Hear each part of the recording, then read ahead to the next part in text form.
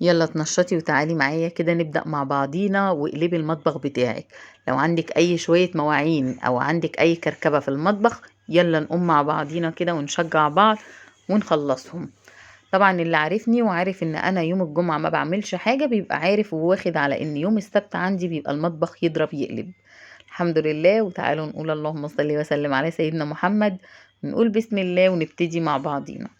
بما ان انا الجمعة ما بعملش اي حاجة خالص في المطبخ، فالنهاردة انا هقلب شوية حاجات كده في المطبخ وانضف كل المواعين ديت الجميلة دي. وكمان هعمل لهم اكلة كأني جايبها لهم من المطاعم بالظبط. طبعا لازم نخلي اليوم كده جميل، يعني مش هنخليه شقة بس، لا هنخلي اليوم يختم بحاجة كويسة. فهفرد بقى مساحة الرخامة بتاعتي ولميت كل المواعين اللي عندي في المطبخ من على البوتاجاز بقى ومن على الرخام كله، وحطيتها في الحوض ومسحت الرخامة ورحت حاطة عليها الفوط ديت. طبعا انا كنت شغلت الكاميرا وفصلت مني، بس كنت غسلت شوية حاجات من المواعين اللي انتوا شايفينها على البوتاجاز دي، اللي هي اللي انا كافياهم على البوتاجاز. تمام. فنقول اللهم صل وسلم على سيدنا محمد كده ونقعد نسمي الله علشان مواعيدنا تهون، الدنيا تهون علينا كده. وانتي بتقري قرآن بقى تسمي على النبي.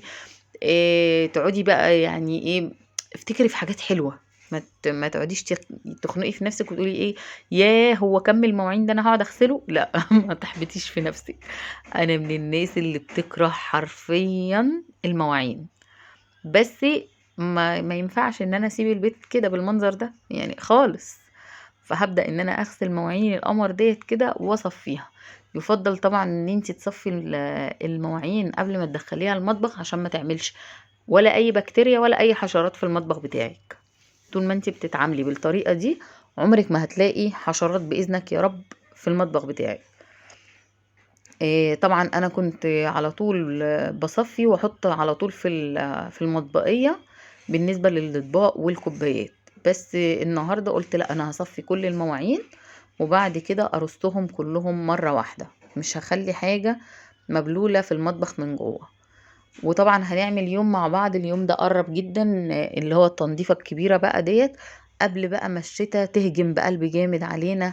نكون نظفنا المطبخ، بس المرة دي بقى هننضفه تنظيفة حلوة قوي بزيادة، يعني اكتر من كل مرة بعمله فيها، علشان اقعد بقى طول الشتا بعمله بس من على الوش، لان طبعا مش هقدر طول الشتا ان انا اعمله العملة الكبيرة قوي دي حرفيا، لان انا ببقى في الشتاء يعني الجهد عندي ما بيبقاش زي الايام العادية زي الصيف، لا لا خالص. انا من عشاق الشتاء، بس انا من الناس البرادة جدا فبخاف من المية في الشتاء. فتعالوا بقى كده ايه نسمي الله كده ونغسل مواعيننا ونصفي كل الحاجة اللي فيها. طبعا ما تسيبيش اي رواسب تنزل في الحوض عندك، خلي فيه مصفى كده حطاها بتصفي فيها البواقي بتاعت الاكل او اي حاجة، وبتحطيها في كيس زي الباسكت اللي انا حطاه على جنب ده كده. بحط فيه اي حاجة اول باول، حطيت فيه كيس اول ما بدأت المواعين عشان هنزل فيه بواقي الاكل اللي موجودة عندي كلها. مش قادرة اقول لكم يعني الموضوع ده بينفع جدا، والباسكت ده نافعني قد ايه. حرفيا حرفيا بجد والله الباسكت ده جميل جدا، واللي اخترعه ربنا يبارك له، لان مقرب الدنيا قوي. بدل ما انتي كل شوية رايحة جاية او حاطة كيس جنبيكي عشان تلمي فيه الحاجة، لا الباسكت ده انتي بتعلقيه على اي حاجة وتصفي فيه بقى اكل، بواقي اكل، لو واقفه بتطبخي وبتقشري بصلايه مثلا، الكلام ده كله لا بتلاقي الدنيا سهله جدا وقريبه بالنسبه لك. أنا كان نفسي يكون بيتعلق في المطبخ نفسه في الحوض نفسه، يعني كن امنيه حياتي ان هو يبقى بيتعلق في الحوض نفسه. بس الحمد لله. زي ما انتوا شايفين بقى المواعين القمر بتاعتي، مواعين عندي كانت كتير. طبعا كنت عاملة الغدا امبارح، وكنت عاملة كمان الصلصة، كنت جايبة كمية طماطم كده وصلصتها، بما ان انا خلصت الطماطم اللي كنت مخزناها فكان لازم اخزن شوية كمان. فهخلص بقى المواعين بتاعتي الجميلة ديت كده وتعالوا نشوف هنعمل غدا ايه. يا ترى هنعمل غدا ايه؟ طبعا ناس كتير قوي بتبقى واقفة على الحوض بتقول يا ربي اعمل غدا ايه، اعمل لولادي غدا ايه. ويا ديني بقى لو انتوا رحتوا سألتوا العيال وقلت لهم نعمل لكم غدا ايه النهارده، بيطلعوا عينكم، بتقعدوا بالساعتين 3 هنعمل غدا ايه، مش عارفة يا ماما، مش عارف يا ماما، ويطلعوا عينيكم يعني، وفي الاخر احنا جعانين. فطبعا عشان ما تحتاجيش بقى للحكاية ديت، يعني فكري في كذا أكلة تعمليهم، يعني عارفين اللي هو ايه، انا النهاردة انا هعمل كذا وبكرة كذا وبعده كذا، فخلاص انا فكرت فيهم النهاردة، مش هفكر بقى بكرة، خلاص بقى انا فكرت مرة واحدة، مش هرغق دماغي اكتر من كده خلاص. انا بالنسبة لي هبدأ اعمل كده جدا يعني، ما كنتش بعمل كده بس هبدأ اعمل ده. طبعا ساعة لما جبت الطماطم لقيت امي الله يبارك لها جايبالي طماطم وجايبالي خيار. طبعا ما تاخدوش بالكم من الدق ده، في اخر الفيديو هتعرفوا الدق ده كان ايه. الحمد لله يعني ايه لما جابت لي الطماطم والخيار دول، كنت انا قبليها جبت طماطم وخيار. فعملت ايه بقى، الطماطم بتاعتي اللي انا كنت جايباها عشان اصلصها، خليت اللي هي جابتها خليتها للسلطة، للأكل غسلتها وهحطها في التلاجة. والطماطم والخيار اللي هي جابته هخليه برضو للسلطة.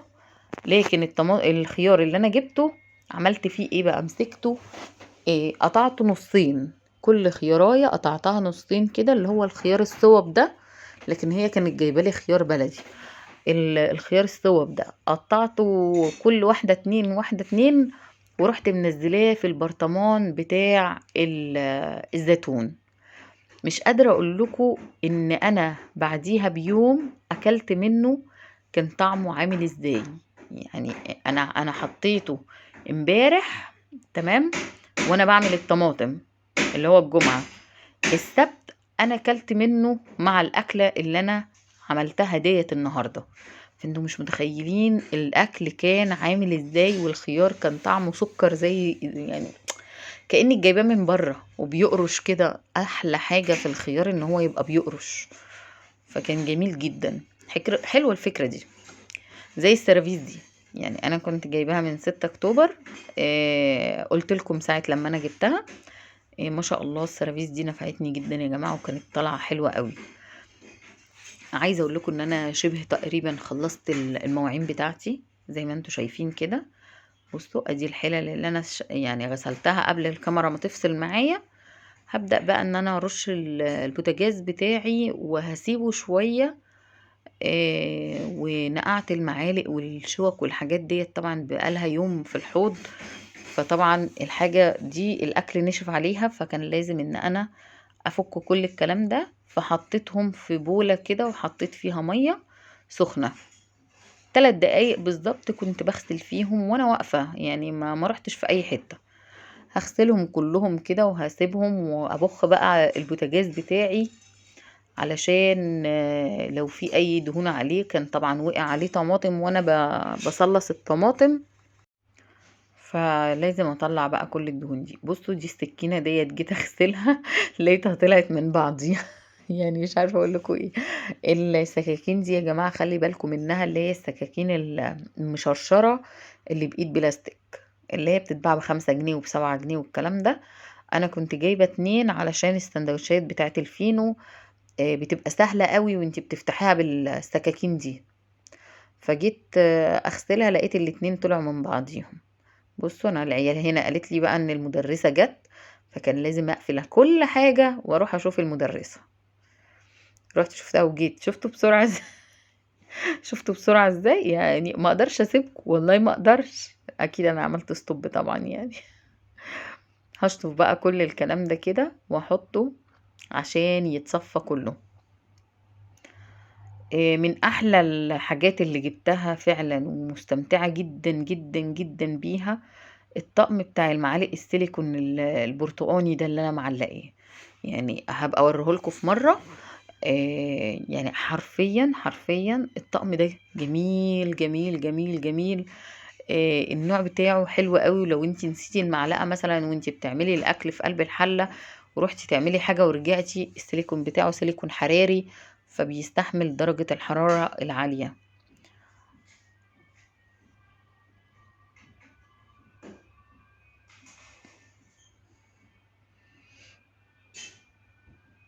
بصوا اللي هو مش هسيب حاجة، مش هينفع اسيب اي حاجة خالص. هغسل بقى. بصوا المصفى الصغننة الصفرة دي، هي دي اللي انا بحطها في الجنب في الحوض وانا بغسل المواعين، انزل فيها اي بواقي اكل في الحلل، علشان ما انزلهاش في الحوض. بصوا ما شاء الله الحوض عندي طبعا عشان قصير فبيغرق لي هدومي كلها كل مرة على كده. انا بقى هغسل البوتاجاز كده غسلة بسيطة قوي، وبعد كده هجيب البخاخة بتاعة المادة اللي احنا اتفقنا عليها ان احنا بنبخها على البوتاجاز دي، او على اي حاجة بننضفها، بالذات البوتاجاز طبعا. هنقل بقى بطرماني ده. انا لما حطيت الخيار كنت حابة ان هو يبقى عايم في المية، فقلبت البرطمان على وشه. هشيل بقى الحلل بتاعتي ديت كده من مكانها، بدل ما انا حطاها على الرخامة كده. طبعا انا هلم المواعين ديت قبل ما اعمل الاكل. وعايزه اقول لكم ان انا بعد ما اخلص كل المواعين دي واخلص المطبخ، مش هبقى قفلته يعني 100%، بس هكون كركبت الدنيا تاني. ايه بقى دي التوستر او هي مش توستر، هي اسمها ساندويتش ميكر. تمام. احنا اتفقنا ان انا مش هفتحها ومش هعمل فيها اي حاجة غير وانا معاكم في فيديو. وحرفيا فعلا ما فتحتهاش الا في الفيديو ده. هبدأ بقى ان انا اطلع الحديد بتاعها ده كده واغسله واحطه على جنب عشان يتصفى، ونشوف هنعمل فيها ايه. هنعمل فيها ايه يا ترى؟ تعالوا نعمل فيها الغدا النهارده. عايزه اقول لكم البتاعه دي جميله جدا جدا جدا فعلا، وحلو وجودها في البيت. حلو ان انتي كمان يكون عندك بقى اطفال او حاجه، يعني مش اطفال صغيرين خالص، يعني من سن ولادي كده مثلا،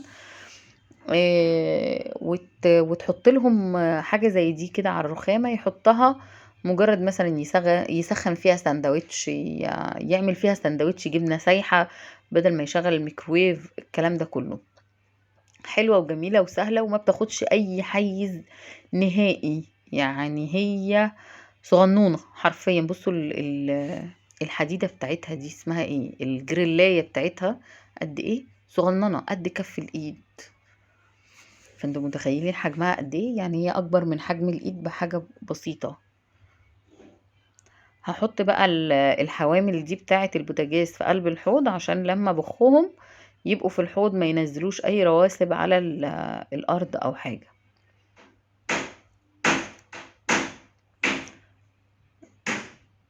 بصوا هنكسر البيت، سامعين الدب؟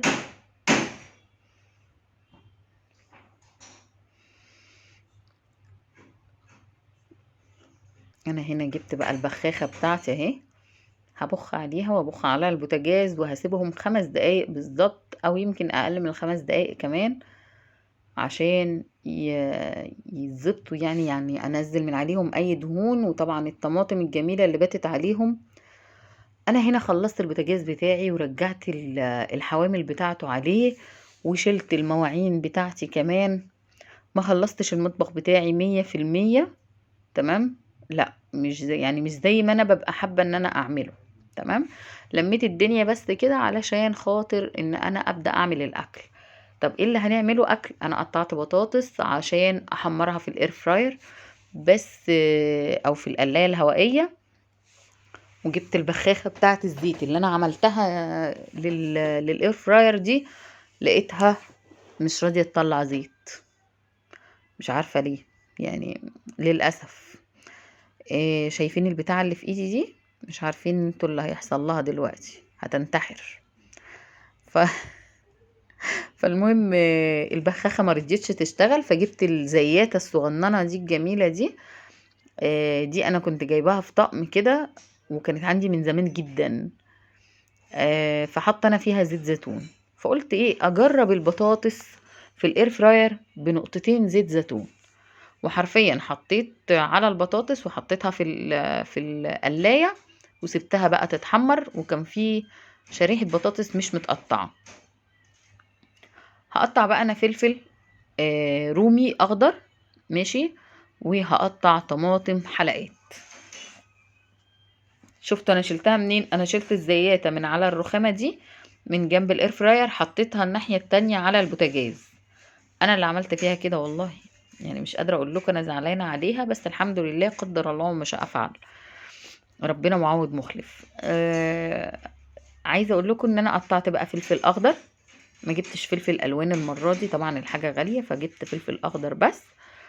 وجبت طماطم قطعتها برضو يعني حلقات كده، مش حلقات، ترنشات، اللي هي زي الصوابع كده، اللي هي الجوليان. هقطع بقى طماطميتين، 2 بالعدد، وحوالي 4 أو 5 فلفلات. البانيه، لو انتوا بقى اللي شاف معايا الفيديو بتاع يوم الجمعة عارف ان انا متبلة البانيه وحطاه في التلاجة بتاعتي غرقان في التتبيلة بتاعته.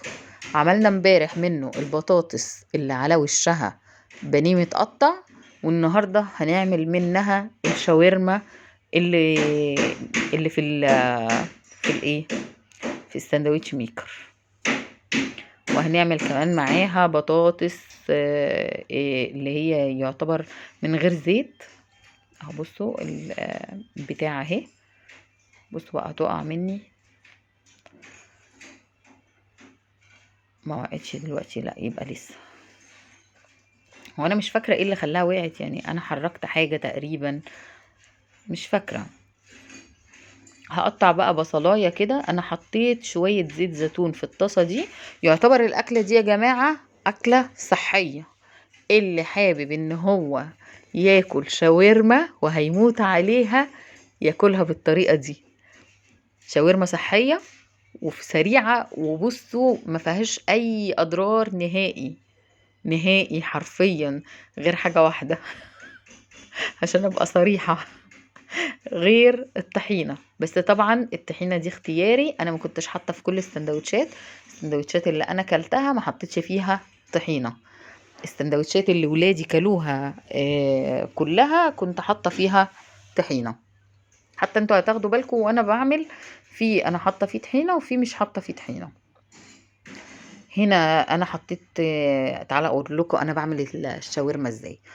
حطيت شويه زيت زيتون في الطاسه، تمام، وحطيت بصلايه متقطعه حلقات، هبدأ ان انا احمر فيها. وقطعت الطماطم طبعا حلقات هي والفلفل. ده عيش صاج، مفيش اسهل منه، بس انا بستسهل عشان انا قدام العمارة عندي بالظبط في محل بيعمله، فانا بستسهل ان انا اجيبه. لكن لو مش موجود انا بعمله في البيت عادي جدا. ملح ودقيق وميه وشكرا للتحيه. ممكن تكون تستغني كمان عن الذره بتاعه الملح اللي انت هتحطيها. دقيق وميه، ماشي، وهتفرديه في ثانيه الا ثانيه. حرفيا مفيش اسهل منه. لما كان بيبقى عندي ازمه في العيش في البيت وعيالي جعانين بالليل، بقوم اعمل لهم عيش صاج ياكلوا بيه. فيعني اسهل حاجه. هنا بقى عندي البصلايه احمرت، هنزل عليها الطماطمايه والفلفلايه دول كده لما تحمر. التتبيله بتاعت الفراخ، توابل فراخ، وحط عليها زعتر وروزماري وطماطمايه وفلفلايه، وكمان شويه خل، وايه تاني، بسم الله الرحمن الرحيم، وشويه ملح. مش هحط اي حاجه تاني في التتبيله بتاعتي، ماشي. الفراخ كده انا البصل كده انا نزلت عليه الفلفل والطماطم، وهنزل عليه شوية زيتون حلقات. انا طبعا كنت جايبة زيتون حلقات، وبما ان احنا ما بناكلوش فانا حطاه في كيس وحطاه في باب الفريزر، باخد منه لما اعمل بيتزا او احتاجه في حاجة زي الشاورما او الكلام ده. هقلب بقى البطاطس بتاعتي من حين لاخر كده، بتقلبيها. وهمسك البانيه بتاعي اقطعه برضو جوليان كده، طرنشات طويلة، ماشي، او يعني بالطول، بتقطعيه بالطول كده علشان تعمليه شاورما. اهو اخدت الكمية اللي انا عايزاها وقفلت الباقي عليه الاسترتش بتاعه. يعني عارفين اللي هو ايه، بجد والله يعني. انا كمان حاطه الطبق ده عشان محدش يقول لي انت ازاي سايباه في التلاجة كده، لا. الصلاحية بتاعة الحاجة دي في التتبيلة بتاعتها 3 ايام في التلاجة في الرف الاولاني، اللي هو نسبة التبريد بتاعته بتبقى اعلى من التلاجة كلها، اللي هو نسبة تجميد قليلة جدا. يعني بيبقى التجميد بتاعه زي تجميد الفريزر كده، بس مش 100%، مش مجمد خالص. فانا حاطاه في الرف ده لمدة 3 ايام بس. انا حطيته يعني خدت منه الاكلة بتاعت امبارح والاكلة بتاعت النهاردة، وباذن الله الاكلة كمان بتاعت بكرة هتتعمل بيه. عشان اعرفكم بس ان ايه، 2 كيلو بانيه انا عملت منهم كذا حاجة، ومن احلى الحاجات حرفيا اللي كلناها. يعني انا بالنسبة للبطاطس، عايزه اقول لكم كلهم اجمعوا ان انا ما اجيبش فراخ تاني واعملها بالبانيه، اسهل واحلى والطف كده في الاكل، ولا عظم بقى ولا اقعد افصفص ولا الكلام ده كله. وبيبقى الفراخ شاربه من شفتوا شفتوا اللي حصل لي، الازازه بتاعت الزيت وقعت.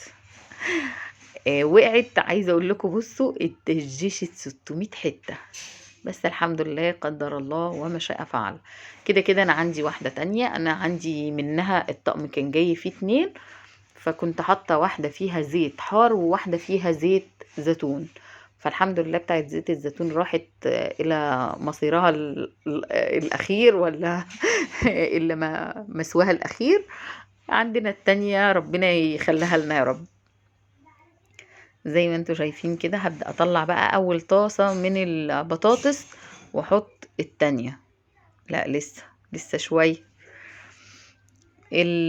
كده الفراخ بتاعتي محطوطة على النار مع الطماطم والفلفل والبصل.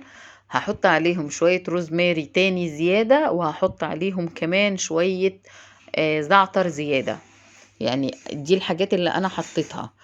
يا ريت يا ريت يا ريت لو حد عنده حد من العيال يعني تعبان عنده برد او حاجة، بلاش يا جماعة تحطوا فلفل اسمر، عشان انا حطيت الفلفل الاسمر في الاكل. العيال مش كلهم الحقيقة، هي البنت الصغيرة تعبت جدا من الفلفل لان عندها دور برد جامد. فبلاش تحطوا فلفل اسمر طالما في دور برد للاطفال، ماشي. زي ما انتوا شايفين كده انا طلعت زي الشطورة كده من الخيار، وقطعته ودقته لقيته طعمه زي السكر، فرحت مقطعة منه طبق وحطيته. طبعا مفيش اسهل منه ان انت تعملي الخيار بالطريقة دي. في ناس هتقولي طب انت حطيتيه متقطع ليه، ما حطيتيهوش سليم ليه؟ انا بحبه سليم وكل حاجة، بس لو انا عايزه اكل منه زي ما انا عملت كده تاني يوم على طول، فهعمل ايه؟ هحطه وانا قطماه يعني انا مش مقطعاه حلقات، لا، انا قطعاه نصين 2 بس. يعني كل واحده قطعها نصين. اختراع الاير فراير ده يا جماعه جميل جدا ما شاء الله، يعني حلو. فحاولوا تجربوها يعني لو امكن. انا عايزه اقول لكم ان بصوا، يعني جميلة وأكلها حلو، والبطاطس طلعت بطعم زيت الزيتون أحلى بكتير جدا بالزيت العادي. واللي أنا عرفته النهاردة كمان إن ممكن أعملها من غير زيت خالص، يعني حتى من غير نقطة الزيت دي. بصوا بقى هبدأ إن أنا أحط بقى الإيه الكفرات كده بتاعت الساندوتش ميكر. هشيل بقى الصينية ديت كده، الشاورما بتاعتي خلصت وطفيت عليها، وهحط الخيار بتاعي على جنب، وادي العيش الصاج. هبدأ بقى ان انا ايه اوضب بقى شوية طحينة، وادي البطاطس مطلعاها شوية طحينة. مش هعمل تومية علشان احنا بالليل، والتوم بقى يعني ايه هيظبطنا. لكن انا بيني وبينكم ما بقتنعش بالكلام ده يا جماعة. انا باكل توم الصبح وبالليل والظهر والفجر زي ما انتوا شايفين كده، لا لا مفيش الكلام ده. كل الحكاية ان احنا مش غاويين التومية قوي زي الطحينة. فبنحط طحينة اكتر من التومية، فقلت لا خلاص مش هعمل، مع اني جبت اللي يعني الزبادي وقلت هعملها لهم خلاص، فهم لا قالوا لي لا احنا مش عايزين التومية، احنا عايزين الايه، الطحينة بس، دي اهم حاجة عندهم. فقلت لهم خلاص تمام. التوم يا جماعة مفيد جدا جدا جدا للناس اللي بتقولك لا التوم لا لا لا ريحة بقي، اصل مش عارف ايه، اصل بطني هتتنفخ. التوم تحفة، تحفة في كل احواله. التوم ده حاجة جميلة حرفيا، ان انت تدخليها في اكلك وفي اكل ولادك، حاجة جميلة قوي. فردت بقى العيش الصاج كده وتنيت الطرف بتاعه، وهبدأ ان انا احط شوية من الفراخ، ماشي، وشوية من البطاطس. بس السندوتش ده بصوا بقى انا مش هحط جواه ولا بطاطس ولا هحط جواه طحينة، انا هحط بس الشاورما. انتوا متخيلين؟ لو انتي بقى اكلتي، ولو انتي عاملة دايت واكلتي سندوتش زي ده، ما فيهوش اي ضرر. يعني اسألي كده اي دكتور هيقولك لا ما فيهوش اي ضرر، بل بالعكس انتي كده يبقى انتي يعني ارضيتي نفسك ان انتي نفسك تاكلي الحاجات ديت، وفي نفس الوقت مش عاملة حاجة مضرة. انتي عاملة شاورما بزيت الزيتون، فمفيدة جدا، مغذية جدا، وفي نفس الوقت مش هحتاج اكل الشارع، عملتها في البيت وكمان بطريقة صحية. الناس اللي ما بتحبش زيت الزيتون انصحكم ان انتوا تعملوها بالطريقة دي، طعمه كان تحفة تحفة تحفة فوق ما يعني ما تتخيلوا. بصوا بقى السندوتشات التانية، في حطيت فيها بطاطس، وفي حطيت فيها بطاطس وطحينة وخيار. بصوا هحط فيها بقى خيار،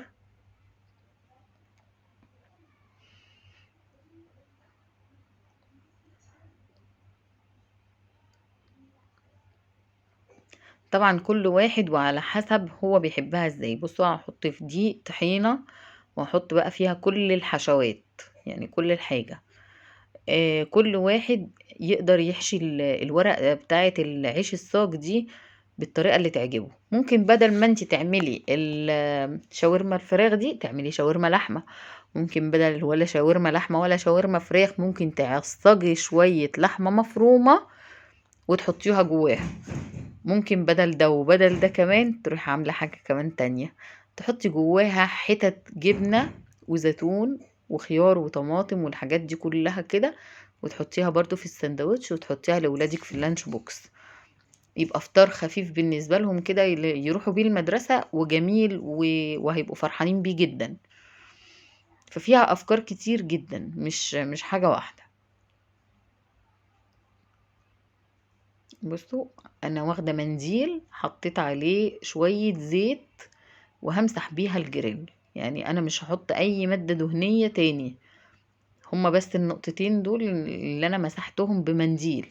مش همسحهم بفرشة عشان انا مش عايزة دهون، انا عايزة كده عشان اول مرة اجربها، فانا خايفة ان حاجة تلزق فيها. وبسم الله ما شاء الله، لا هي ولا في حاجة بتلزق فيها ولا الكلام ده كله.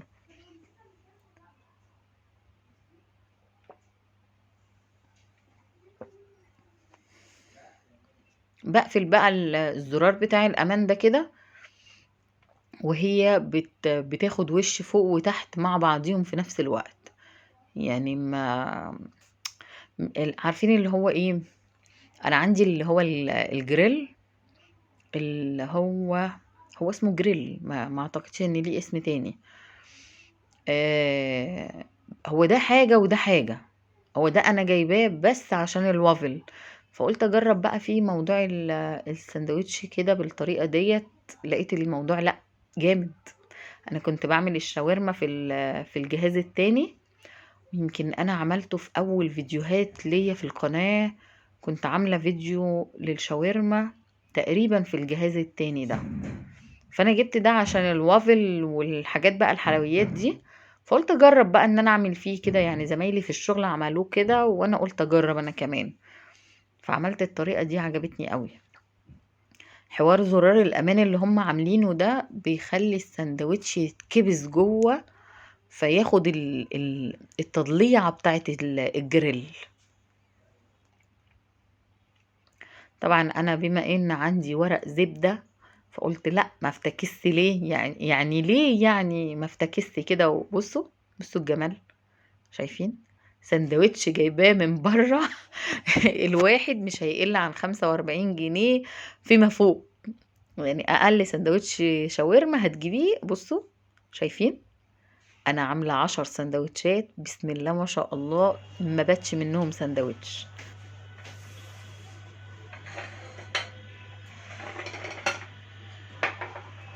زي ما انتوا شايفين بقى، في اسهل ما يمكن، او باسهل ما يمكن. ايه في اسهل دي مش عارفه.